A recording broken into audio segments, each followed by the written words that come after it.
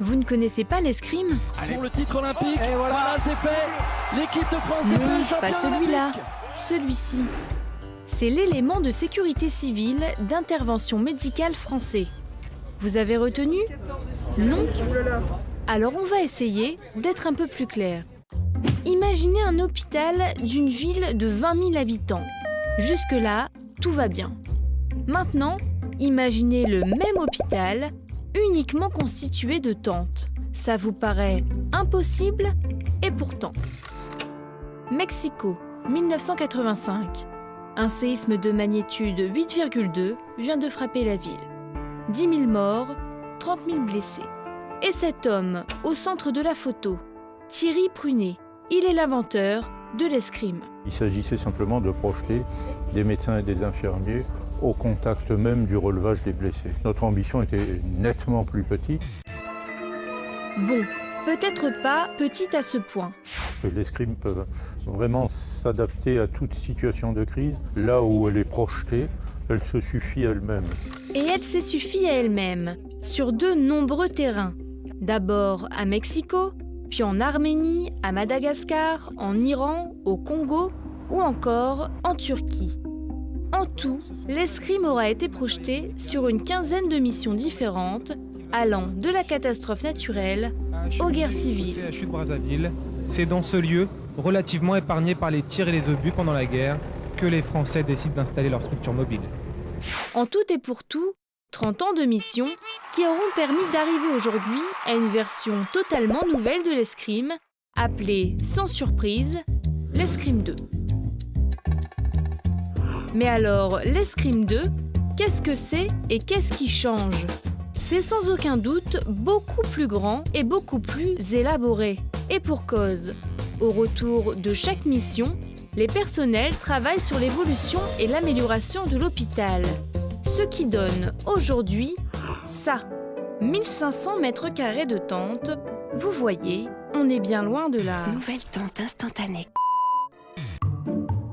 40 tonnes de matériel, une capacité d'accueil de 80 patients, 75 personnels médicaux et logisticiens, une douzaine d'heures maximum pour tout installer, un campement effectif pour 2 à 8 semaines.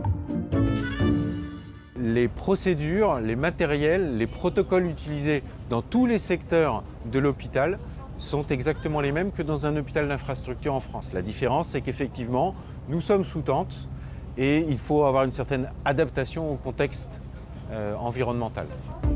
En bref, un véritable hôpital aux standards occidentaux, labellisé Emergency Medical Team par l'Union européenne, totalement modulaire et projetable dès les premières heures de crise. D'ailleurs, la réactivité, c'est leur point fort. C'est bon. La rade, je la prends tout de suite.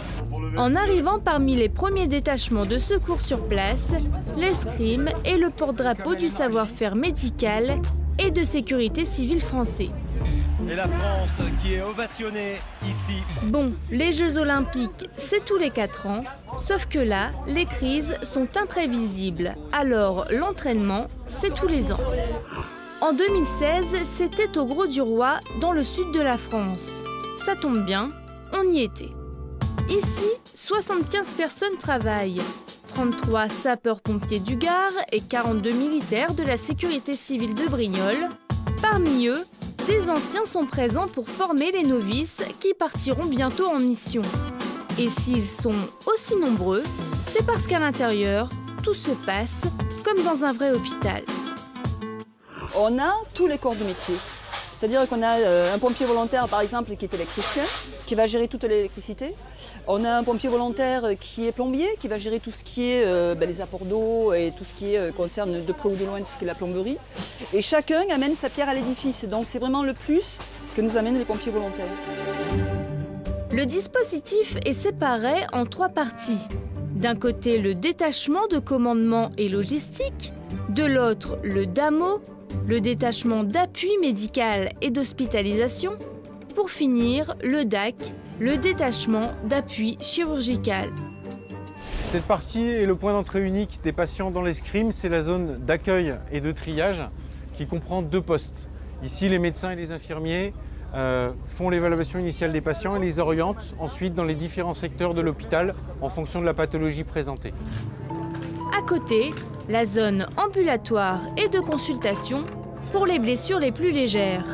Et si l'état du patient est plus grave, l'hôpital dispose d'une salle de déchoc pour les urgences vitales située stratégiquement juste à côté de l'entrée. L'aile gauche de l'escrime est consacrée à l'hospitalisation. Le plateau technique est divisé en plusieurs zones.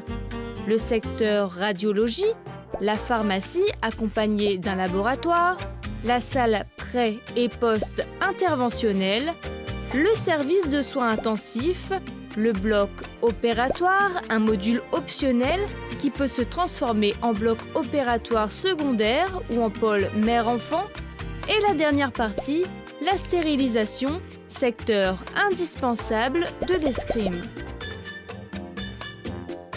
Alors, elle a eu 2 volumen, augmentin de grammes, un perfalgan, elle est titrée au morphine, elle a plus mal. Tous ces équipements pour une surface à peine plus petite que celle d'un terrain de football, avec toujours la possibilité de s'adapter à la situation. Chaque fois qu'on part en mission, on ne sait pas exactement ce qu'on va trouver, on ne sait pas exactement où on va s'implanter. Donc, vous avez vu que les toiles sont modulables, on peut les adapter de différentes façons, on peut les organiser de différentes façons. Si on doit monter dans un mouchoir de poche, parce qu'on n'a pas d'autre possibilité que de monter dans un mouchoir de poche, eh bien on s'adaptera et on montera dans un mouchoir de poche. Vous vous souvenez de... Eh bien là, c'est un peu le même principe. En plus d'être modulaire, l'escrime est totalement autonome sur le terrain. Production d'énergie, d'eau potable, traitement de l'air, restauration et hébergement des effectifs. Et pour ce qui est des échanges avec la population, les ambassades de France mettent à disposition des interprètes. Elle a soif. Elle a soif. J'essaie de dire, je dis que je ne peux pas lui donner à boire, je vais faire comme tout à l'heure, lui mouiller un petit peu les lèvres. Juste. À la fin de chaque hospitalisation, le patient se voit remettre un dossier médical pour une éventuelle poursuite des soins dans les infrastructures locales.